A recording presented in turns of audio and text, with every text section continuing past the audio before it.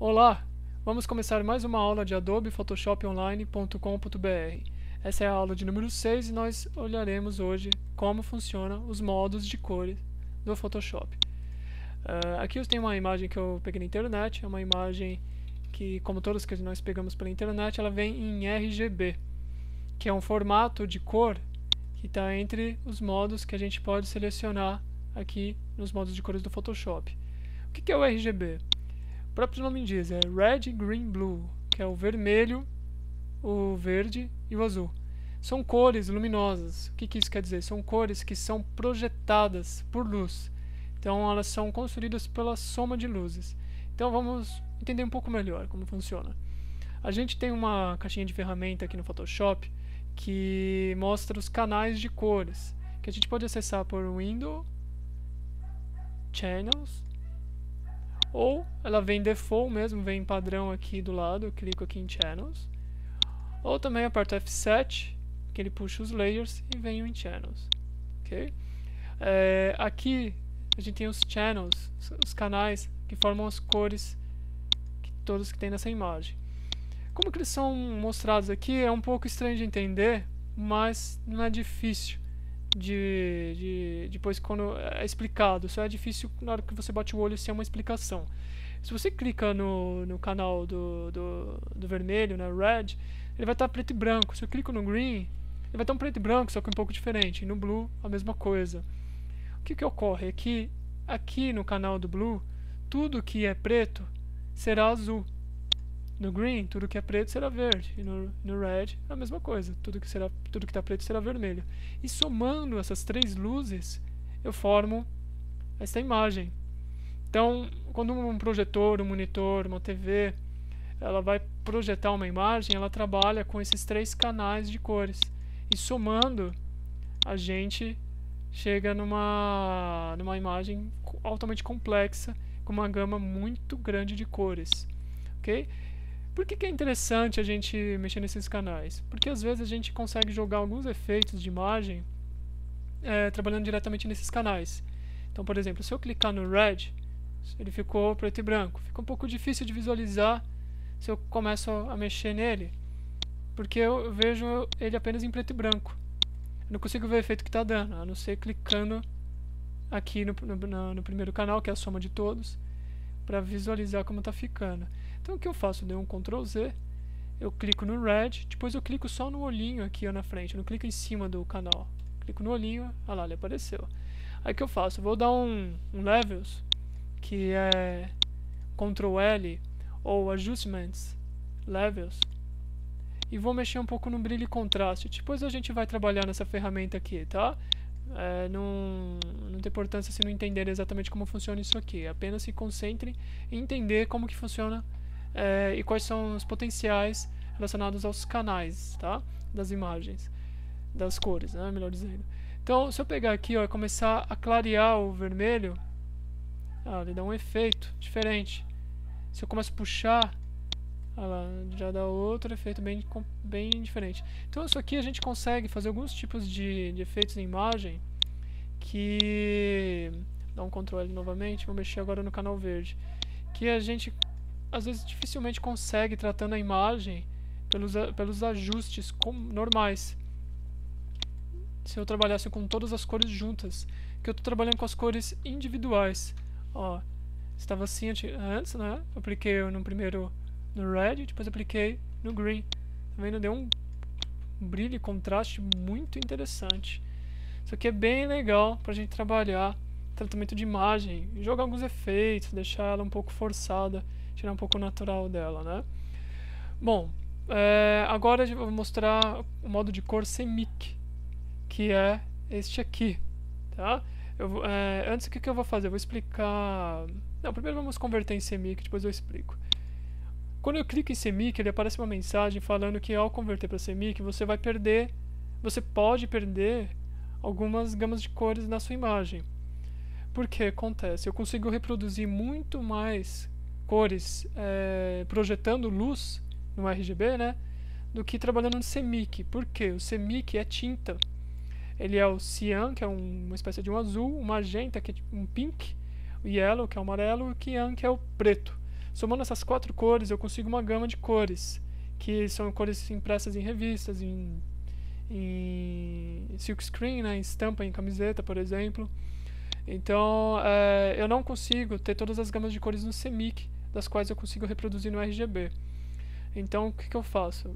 Quando eu dou um OK, eu tenho que observar se a minha imagem mudou alguma coisa. Aparentemente não, né? Aí se eu dou um Ctrl Z aqui, ó, ficar dando Ctrl Z, ele vai e volta, né? Eu percebi que aqui o azul deu uma diferença. Deixa eu ampliar aqui. Ó, isso aqui tava no RGB. Converti para CMYK, ele deixou um pouco opaco, tá vendo?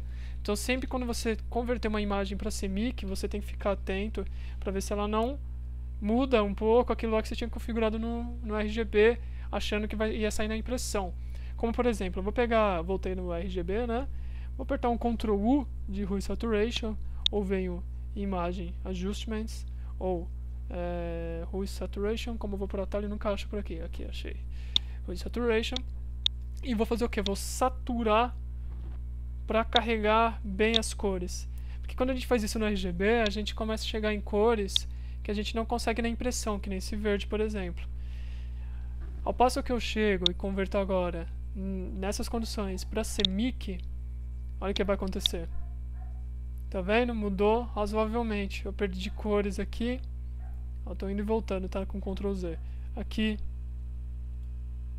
Então, a gente tem que ficar muito atento com isso. Muda significativamente, dependendo da configuração de cores que a gente está trabalhando no RGB. Então, sempre quando for impresso, trabalhe em CMYK, tá? Bom, vamos botar o CMYK. Olha lá, converteu. O cian é o azul, magenta, pink, né, que eu falei, yellow e o black, tá? Aqui são os canais que somados a gente consegue essas cores da impressão. Agora a gente vai visualizar. Eu vou ensinar um jeito de visualizar as cores aqui já nos próprios canais para ficar um pouco mais. Primeiro a gente vem aqui, clica desse lado, eu acho que está cortando, né? Deixa eu jogar para cá. Isso. A gente vem, né? Clicou aqui nesse botãozinho desse lado aqui nos canais. A gente vem em Panel Options. Aqui são os tamanhos dos thumbnails. Então eu vou colocar um tamanho médio. Ó, ficou melhor para visualizar, tá? Clico aqui, né? Arrasto, ó, ele vai se adequar. Solto, ele já voltou onde ele estava. Aí depois o que eu venho? Eu venho em Edit. Preference Generals. É que como eu vou por atalho, eu sempre me perco um pouco. É Ctrl K, ok? Né? Quando eu abrir essa janela das preferências, eu venho em Interface. Nessa primeira caixa, o Show Channels in Color. A partir do momento que eu clico, seleciono, ele já apareceu. Tá vendo? Então o que acontece? Agora, ó, eu consigo visualizar exatamente como ficaria. Então, ó, somando essas duas cores, o amarelo.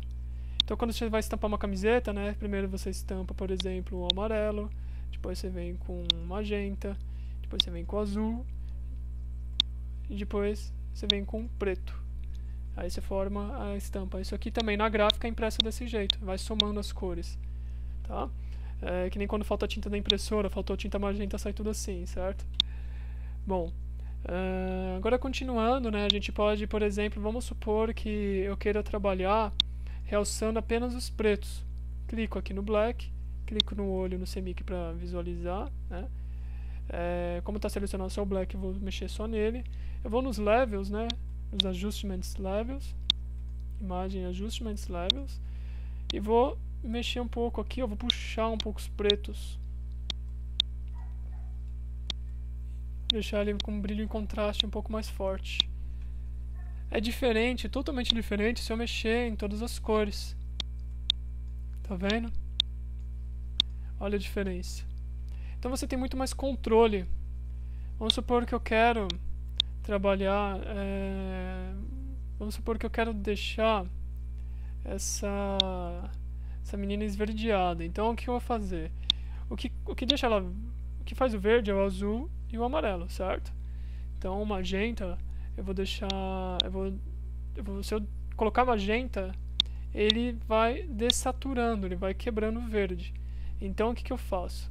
eu vou tentar deixar o magenta o mais claro possível aqui, né? Vou dar uns levels no magenta, ó. Tá vendo que ele tá deixando já tudo meio esverdeado, porque o magenta ele quebra o verde.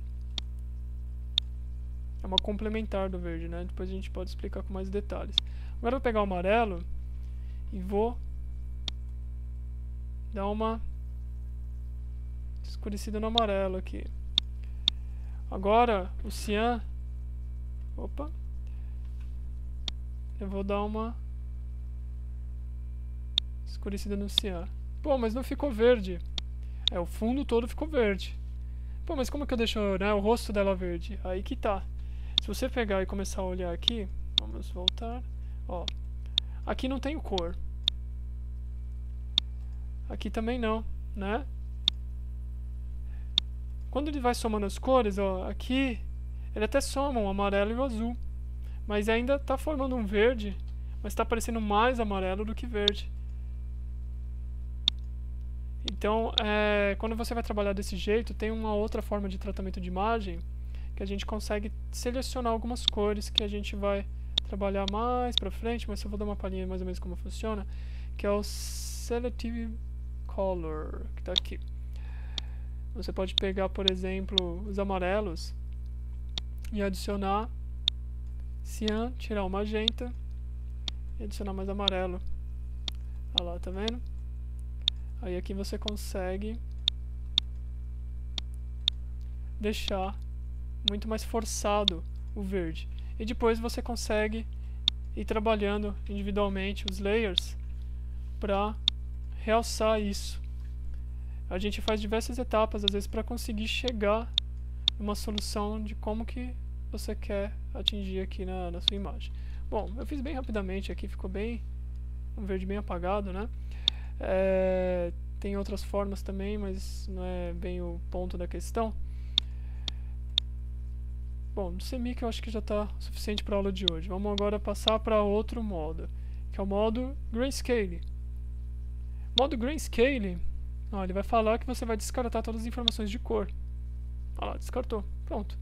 É isso, o Grayscale ele só tem um canal, que nada mais é do que um pixel variando em tons de cinza. Só, mais nada, essa é a informação. Tá? Que ele vai, em Grayscale, ele vai de 0 a 255 a variação, se eu não me engano. E disso ele tira todas as variações de tons de cinza, né? Por isso que é Grayscale, né? Diferente de preto e branco. Preto e branco é mais parecido com bitmap, né? Que a gente vai mostrar em seguida. Então são variações de tons de cinza, ok? Vamos passar para uma próxima aqui, bitmap. Bitmap, o que que ele é? Ele vai pegar e vai transformar em preto e branco, não vai ter cinza, né? Vão ser só pixels pretos ou brancos formando a imagem. Aqui eu vou deixar uns 300 pixels, né? Pixels por polegada. Vou dar um OK. Ó, desse tamanho a imagem parece que não mudou nada, mas a partir do momento que eu começo a ampliar, ó, já começou a dar pra ver o que tá acontecendo aqui, ó. Ó. Certo? Isso aqui é o bitmap. Então se eu for diminuindo isso aqui, que claro que a tela, por causa do monitor, ele não consegue reproduzir fielmente, né? Tanto que ele dá esses paus de tela que a gente fala. Mas é basicamente isso. A gente utiliza o bitmap para diversos fins, às vezes para fazer uma pequena impressão de silk. Às vezes tem pessoas que usam bitmap, não é o correto, mas eu vejo às vezes. Você pode trabalhar para, por exemplo, trabalhar em GIF, né, também, que ele é um formato de arquivo também, mas depois a gente entra em mais detalhes. Mas por enquanto o bitmap já é o suficiente para a gente trabalhar aqui, o que eu já mostrei já é o suficiente para vocês aprenderem na aula de hoje. Agora voltando aqui, tá vendo que ocultou tudo, né? Então dependendo do modo que eu não consigo ir para outro. Você tem que fazer essa intermediação, né? Eu fui pro Grayscale e depois eu vou pro RGB. Só que não voltou. Porque a partir do momento que você transforma, né, para os outros modos de cores, você perde aquilo que você tinha de cores anteriormente. Então eu vou ter que voltar Vou dar vários, Ctrl Alt Z, ou vou no History aqui e volto para o original. Voltou para o RGB. Então vamos agora para as cores indexadas. Vamos aplicar aqui, só para vocês terem uma noção.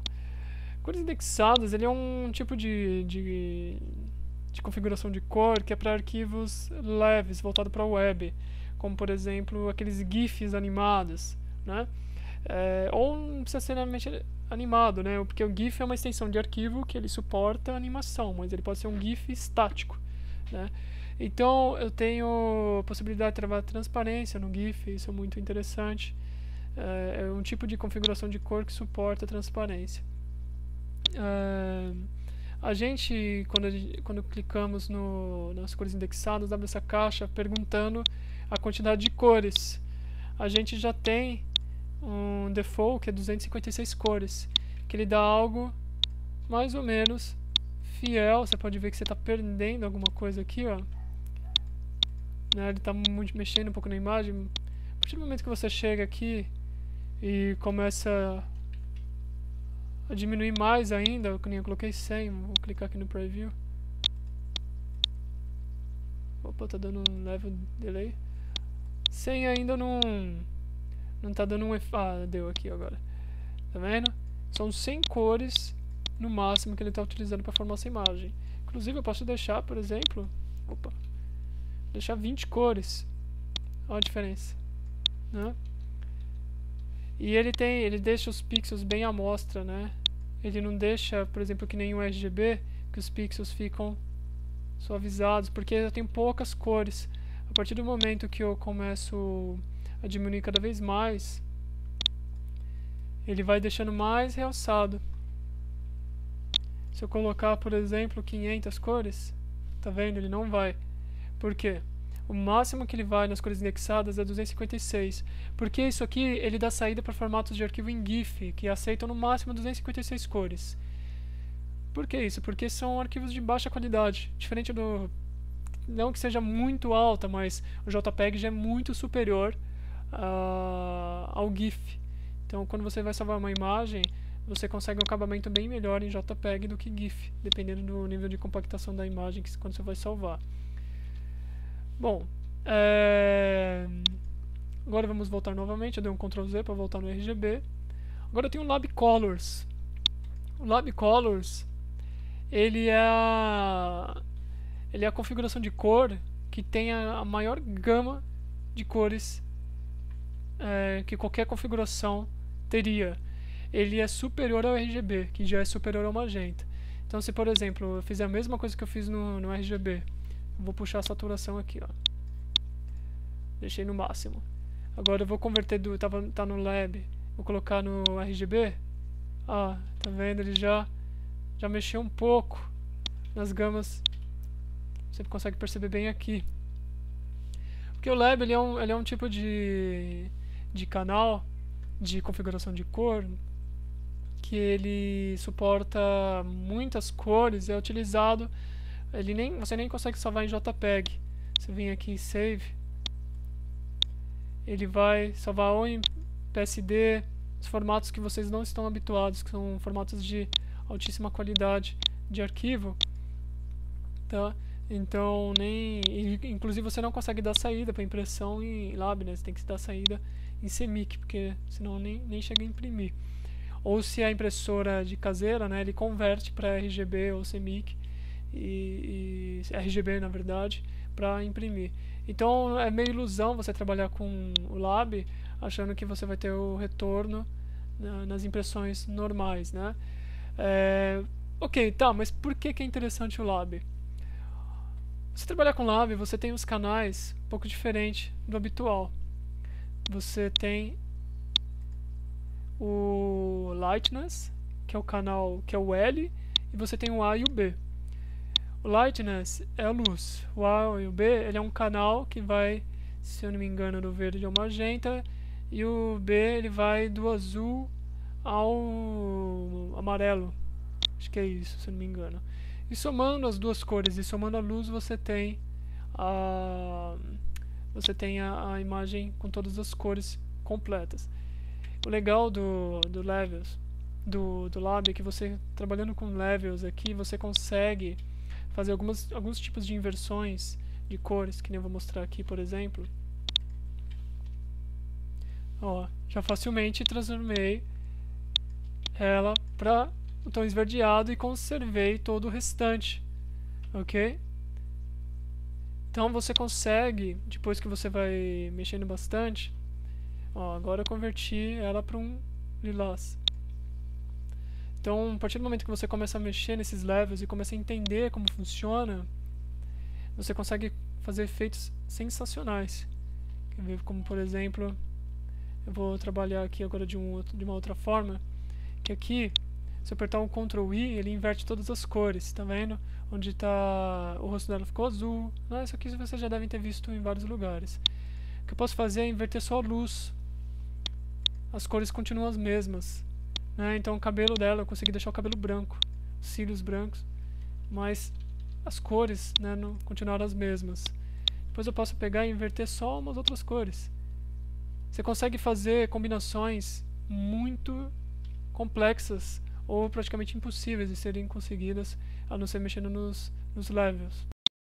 Já dando uma palhinha aqui de como que dá para fazer alguns tipos de edições bem avançados. O que eu vou fazer? Eu vou pegar aqui, vamos seguir aquele exemplo lá de tentar deixar a mulher verde aqui, né? Vamos selecionar este canal, vou dar um Ctrl I, opa, olha lá, já inverteu. Aí o que eu vou fazer? Vou selecionar os Lightness, vou ampliar um pouco, vou pegar a ferramenta de curvas, ou Image Adjustments Curves, Ctrl M. Aí o que eu faço? Ele é mais ou menos que nem um brilho e contraste. Começo a clicar, arrastar. Só que a partir do momento que eu começo a fazer uns zigue-zagues, eu começo a chegar em tipos de acabamentos metálicos. Porque parte disso está se tornando... O metálico ele reflete tudo que está em volta, né? Então quando você começa a trabalhar dessa forma, você pega os meios tons e começa a clarear. A sensação que dá... Ó, tô clareando os meios tons, é que ela tá ficando metalizada, tá vendo? Ó. São os meios tons. Então, vamos deixar ela um pouco metalizada aqui, só para realçar que eu quero exemplificar o que dá para fazer. Vamos clarear um pouquinho aqui. Tá ficando meio estourado, né? Isso aqui a gente vai regulando. Aí, agora acertei. Olha a diferença aqui, a gente conseguiu fazendo esse tipo de tratamento. Dá para melhorar ainda mais, né? Se a gente voltar aqui, dar um Ctrl Z, agora vamos lá voltar no M, se a gente pegar e com mais cautela, a gente consegue uns efeitos bem mais arrojados, só que tem que ir bem com cautela.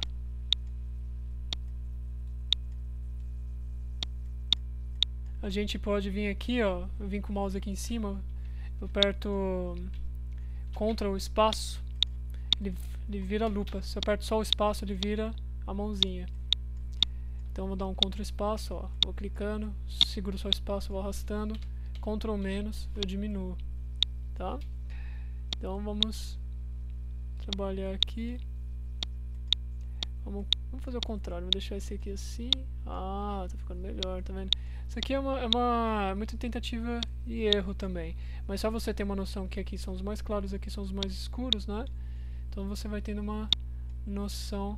Ó, aqui eu tô clareando os tons escuros, tá vendo? Aqui, pronto, ficou metalizado, tá vendo? Então, as cores ficou um pouco exagerado, né? Depois a gente pode trabalhar clareando no geral. E por aí vai. A gente tem uma possibilidade gigantesca para trabalhar se a gente for articulando dentro dos próprios canais, ok? Depois eu vou converter para RGB para poder salvar em JPEG, por exemplo. Vou converter para RGB, ou vou converter para CMYK para imprimir. Se você vai imprimir em casa, você pode deixar no RGB, tá? Porque as impressoras normalmente elas convertem já para para CMYK, né, então ela não precisa, as impressoras caseiras foram preparadas para imprimir arquivos em RGB. Aí aqui a gente tem no Grayscale, deixa eu ter que converter para Grayscale primeiro, para ele me habilitar esse Dual Tone, que é muito legal. Esse Dual Tone, ele é como se eu deixasse, por exemplo, aqui que eu já tinha adicionado, né? Deixa eu excluir essas cores. Tem que vir aqui, ó.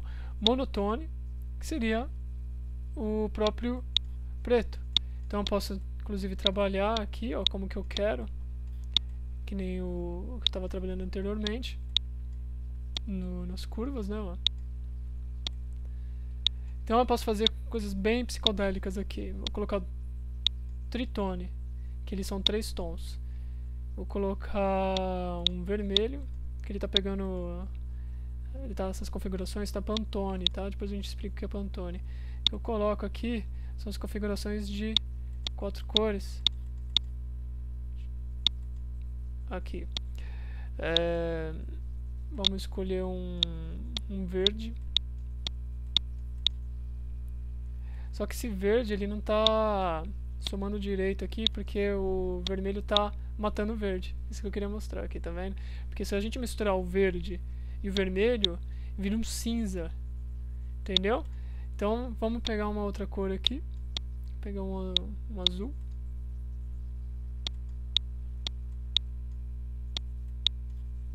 Olha lá. Ele tá pegando os tons claros aqui, tá transformando em azul. Agora vamos pegar o vermelho. Opa, cliquei errado. E vamos mudar a ordem aqui.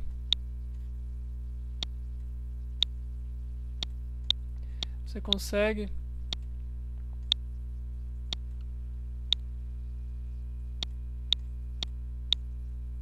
trabalhar, quer ver? Aí. Então a gente tem alguns tipos de acabamentos, de cores, que nem eu consegui esse tom aqui, né? Eu vou dar um OK.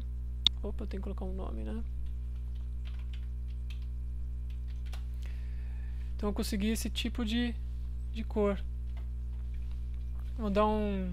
Posso dar uns tratamentos aqui, mas olha como já fica diferente, porque ele não consegue nem clarear pro branco, tá vendo? É bem diferente como a gente trabalha no Dual Tone ou no Tritone. Vamos excluir deixar Dual Tone. Ó, como já muda consideravelmente. A gente adiciona um preto e um vermelho. Engraçado que a gente não consegue trabalhar aqui. Ele fica como se fosse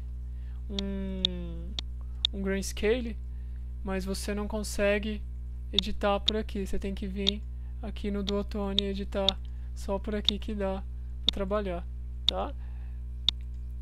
Olha a diferença. Então você fica parecendo um desenho, né? Ele pega o preto e soma um amarelo. Você consegue uns efeitos bem legais, tá? Bem melhor do que trabalhar, por exemplo. Vamos voltar na imagem original. Trabalhar aqui no Hue Saturation, para alguns que conhecem, quando a gente vem em Image Adjustments, Hue Saturation, a gente tem a opção de Colorize, que a gente mexe nas opções de cores, né? Também é um jeito bem mais fácil, mas você não tem tanta liberdade que nem a gente tem lá trabalhando nos canais. Você não tem muito controle, na verdade. Se você põe o Colorize, você consegue fazer algo similar também, tá vendo? Que nem a gente estava fazendo lá.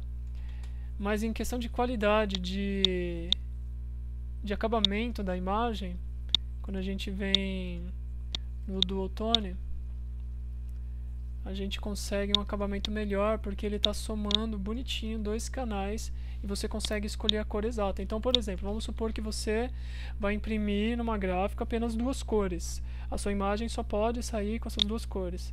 Então, você vem aqui no Dual Tone e você consegue, por exemplo, trabalhar esse tipo de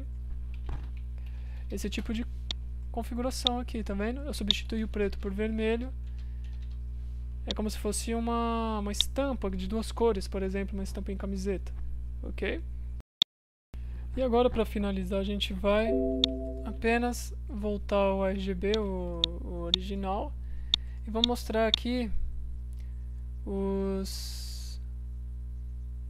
as cores indexadas. Um detalhe que eu não havia mostrado.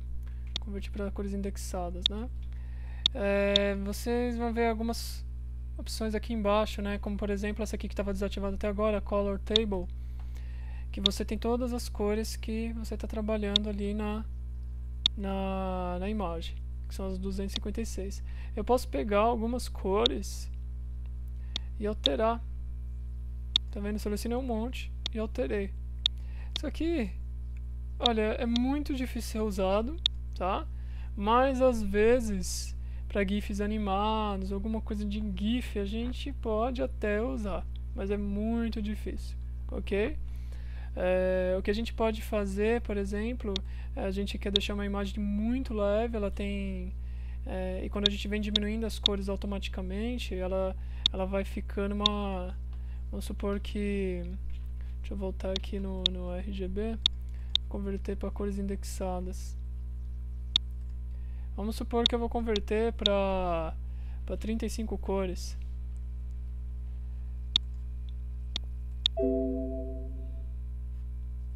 Converteu para 35. Só que às vezes fica algumas configurações ruins que a gente pode vir e alterar na própria mão aqui, ó. Aqui ele está deixando transparente. Você pode pegar a lupa e selecionar onde que você quer deixar transparente para, por exemplo, fazer um GIF. Então tal cor vai ser transparente quando eu clico com essa lupa. Então se você tem... Tá vendo, né? O Photoshop, quando ele está transparente, ele fica assim quadriculado, tá? Então quando você vai clicando com o mouse aqui, ele vai pegando a cor que você selecionou, no caso esta aqui, e vai deixando transparente. Tá? Então, outro detalhe também do Color Table, vamos supor que eu queira pegar esta cor aqui e eu quero pegar uma gama de cores similares, por exemplo, esse cinza, este. Ele não deixa selecionar, é um pouco ruim essa parte. Mas olha, eu consigo, por exemplo, até jogar uns efeitos malucos, mas não é esse o caso. Isso aqui é mais para correção. Quando a gente vai trabalhar algum tipo de correção na imagem quando o GIF ficou bagunçado. Mas isso aqui é muito trabalhoso, raramente acabo usando, tá? É só para explicar no total. E para finalizar, vamos explicar isso aqui rapidinho. Que 8 bits é o tipo de configuração de qualidade de cores. Basicamente, sabe quando você faz um degradê, ele fica todo fatiado, ele forma aquele degradê suave? Às vezes é porque a pessoa estava trabalhando em 8 bits, né, e ficou com uma qualidade ruim. Então, normalmente a gente trabalha com 16 bits, só que quando a gente vai salvar para a web e tal, ele acaba convertendo para 8 bits. Mas é importante trabalhar 16 bits ou 8 bits. Pode trabalhar 8 bits, mas dependendo, se você perceber que está perdendo qualidade, algum degradê está ficando mal feito, o degradê não está ficando suave, né? Você pode mudar para 16 bits. 32 bits é uma coisa bem complicada, bem mais avançada. Isso aqui, talvez a gente possa dar uma olhada numa próxima aula, tá? Mas é muito avançado, a gente nem acaba usando no dia a dia, ok? Bom, a aula foi um pouco extensa porque falar de cor é um pouco complicado, não dava para ser muito rápido. Foi um pouco exaustivo, tanto para você que assistiu essa aula quanto para mim, mas espero que tenha entendido bastante e que se tiver alguma dúvida é só perguntar, que eu posso responder. E é isso, continuem acompanhando, divulguem por favor, se gostou, se está assistindo no YouTube, dê um like aí e vai indicando pra galera, né? Porque sempre eu vou gravando videoaulas e vai ser do básico ao avançado gratuito, ok? Um abraço.